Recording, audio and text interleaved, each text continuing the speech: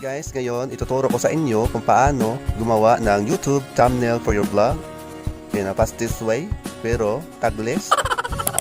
Una po ay pumunta kayo sa Play Store at install nyo yung Canva app.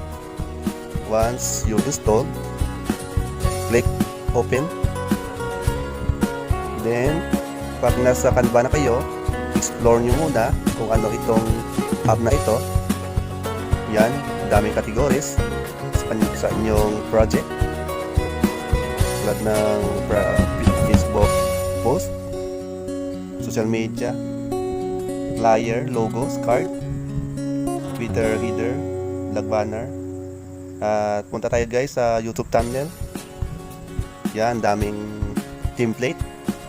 Pwede kayong pumili dyan guys at edit nyo lang.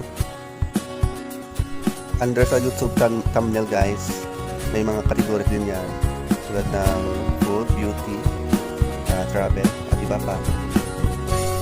Karamihan dyan guys ay mga free. Yung iba naman may bayad. Kaya piliin nyo lang guys yung free. Kasi dahil naman free dyan. Pumili lang kayo kung ito lang yung template.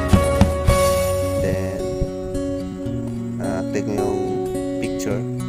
Pwede nyo remove. Pwede nyo rin palitan, adjust yung size.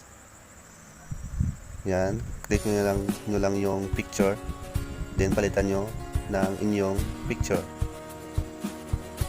Yan, pwede nyo adjust guys yung size nya. Pwede nyo rin igalaw kung saan ilagay. Yan.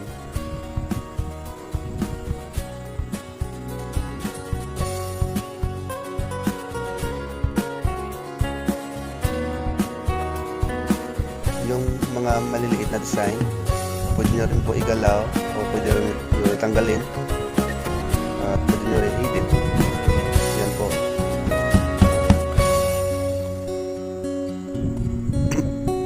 Yung text naman, pwede nyo rin palitan, pwede nyo rin remove, pwede nyo rin i-adjust po. Pwede nyo palitan yung title tulad ng may delicious lunch.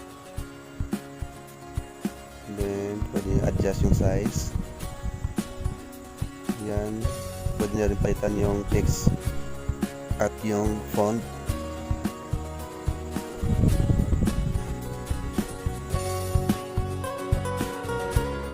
At pwede nyo rin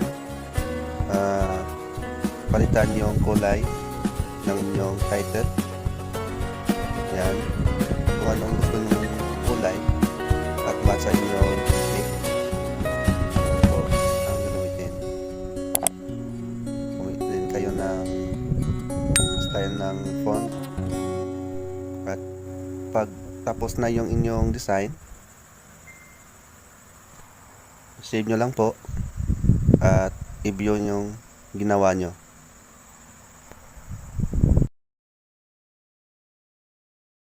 Yan po yung ginawa nyo, pwede nyo na gamitin.